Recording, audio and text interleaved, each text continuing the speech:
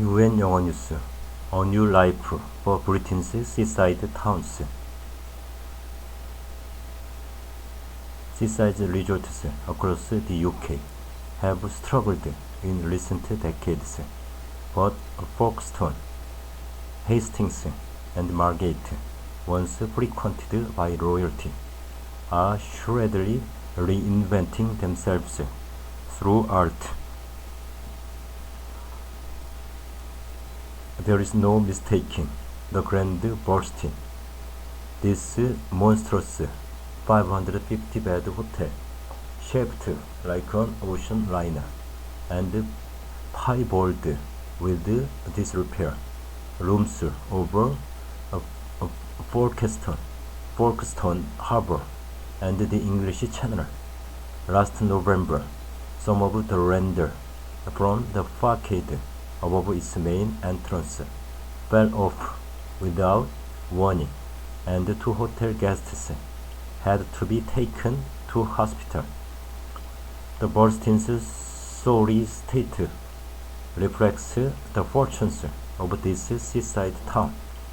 By the time the hotel was completed back in the 1980s, the British beach holiday had already peaked, and cheap flights and package tourism were busily carting clients off to sunnier destinations overseas. When I first stayed in the hotel a couple of years ago, my room smelled of stale cigarettes, and the top floors were filled with asylum seekers fresh from the channel. This time there was scaffolding up for much needed maintenance. My room was clean, with a waterfront view, and represented very good value at £34 for the night. It felt relaxed, more like a holiday destination. Seaside resorts all over the UK have struggled in recent decades. The likes of Folkestone and its close confederates Hastings and Margate, once the watering holes of royalty. King Edward VII was a Folkestone regular, have all fallen on hard times. In a 2021 government study of England's most income-deprived places, Hastings was the 14th worst. Thanet, including Margate, 30th, and Folkestone, 82nd out of 316, and that is despite the fact that all 3 are located in the southeast, the nation's wealthiest corner. Hastings has been one of the most deprived towns in England for decades. All 3 have chosen a similar strategy to mitigate their misfortunes. The keys of art: 2 now have big statement galleries as engines of regeneration, and the 3rd has the biggest collection of open-air art in the country, turning the resort into a kind of cultural treasure hunt. And this latter destination, Folkestone, has just been described as a funky example of the power of well-aimed regeneration, and a younger, fresher, and cheaper version of Brighton. In the Sunday Times Guide to Best Places to Live. In Margate's case, all this revivalism started with the 2011 opening of the Turner Contemporary Gallery, an eye-catching building placed right on the quayside to honor English Romantic painter J.M.W. Turner, who was a regular visitor here from the 1820s onwards. Turner remarked that the skies along this shore were the loveliest in all Europe, and he also admired his seaside landlady too, a certain Mrs. Booth. The couple lived here as Mr. and Mrs. Booth until he died. After Turner, the coastal town prospered well into the 20th century. Each strip of sand rolling Londoners onto Margate-bound trains, but it wasn't to rest. Artist Tracy Emin, who grew up in Margate and recently moved her studio here, recalls it becoming a no-go zone in the 1920s. Its theme park closed and the shops were boarded up. The Turner Contemporary Gallery has helped turn Margate's fortunes around. Now, though, Margate's new admirers come for visual arts more than jellied eels. Over the last 12 years, the Turner Contemporary's regular roster of exhibitions has attracted 3.8 million visitors and contributed more than 70 million pounds to their community. Theme Park Dreamland has reopened with vintage rides, and the once drab Old Town Square has turned into a hipster-ish whimsy of bookshops and brasseries. It may still be a weekend wonder, but it is a start. The same can be said of Hastings, Margate's bedfellow in the Deprived Towns Index. Here, the Hastings Contemporary Gallery is also a new build on the shoreline, but this time snuggled in among the charivari of Britain's biggest beach-launched fishing fleet, surrounded by hulls, sheds, and distinctive wooden net stores, where nets were once hung up to dry. The gallery opened back in 2012. Since then, it's changing roster of exhibitions, some with local emphasis and some with big international names in contemporary art, have attracted 500,000 visitors, and for every £1 spent in their gallery, we reckon there's a £3 contribution to the local economy, said gallery director Liz Gilmore. Margate Theme Park Dreamland has reopened with the vintage rides. When I visited, Gilmore was in the throes of one of its big changeovers of the year, putting up Sutin Kosoff, a topical show that combines two major figures of 20th century painting.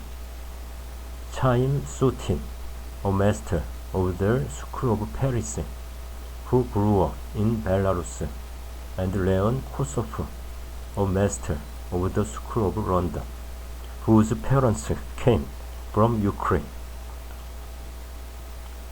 Gilmore emphasized the importance of headline-grabbing exhibitions like these, both in driving tourists to the town and inspiring residents to connect with the culture. This is a very deprived town with 1,000 homeless, and we have a responsibility to the community. I want every school child in Hastings to come here as part of our outreach program. Like Margate, the gallery effect seems to be working. George Street, the main artery of Hastings' Old Town, is a place of cigar merchants, vintage fashion, and book-lined coffee shops. Gilmore says that the gallery has been a catalyst for creatives choosing to settle and over dinner in the old town's crown gastropub itself lined with modern art.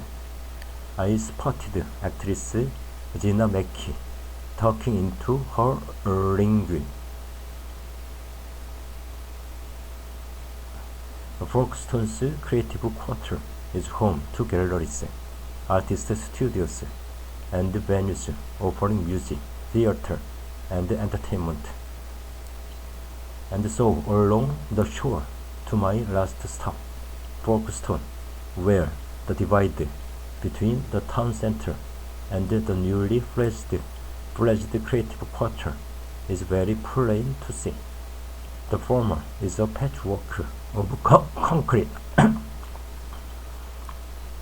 hastily rebuilt after all the damage done by German bombs during World War II, during which the former ferry port became an obvious target, but slipped downhill past the town hall into the old high street, and suddenly it's all pastels and cobbles, delicatessens and art galleries, where beautiful people sipped lattes in the sun and tucked away among the street food and whimsical barbershops with names like O Sailor, are works by the likes of Banksy, Yoko Ono, and Gilbert and Georgie. These and 70-odd other pieces distributed all over town are loosely connected in a series of art trips. Every 3 years, this stock of outdoor art increases via the Folkestone Triennial, whose latest edition in 2021 attracted more than 220,000 visitors. Folkestone's series of art trails connect artworks on permanent display by more than 40 international artists. The triennial and the trails are the inspiration of Creative Folkestone, an organization that was seed-funded back in 2002 by the millionaire Sir Roger Dehan, former owner of the Saga Group, headquartered here to breathe new life into Folkestone. Besides art, Creative Folkestone has restored 70 buildings and manages more than 50 shops and 115 studios and offices in their creative quarter, located between the town center and the harbor. Wind the clock back 20 years, and this used to be the red light district, said Daniel Sengyusep, chairman of Folkestone's Hotel Association. It was the cheapest and most unsafe place to live. Now it is where everyone wants to be. Sengyusep is delighted by his town's recent progress. The regeneration is not just inland, out by the water, where the grand Bursting Broads over the quay. The Roger Dehan Charitable Trust has been at work on the old ferry jetty, a useless, windy, concrete limb that once sheltered ferries for France is now the foodie RT Harbor Arm, with some 36 food and drink outlets along its length. There's an Anthony Gomni statue dramatically placed on a lower level on the waterline, and a lighthouse at the end emblazoned with Ian Hamilton Finlay's words. Weather is your third to place and time. Back when the poet's words were first stenciled here for the 2014 triennial, to walk the length of the then disused jetty would have been to walk through rusty dereliction and marine decay. Now, though, the reward for running the gauntlet of craft beer outlets and tacos stalls is that the lighthouse has been reborn as a champagne bar. How things have changed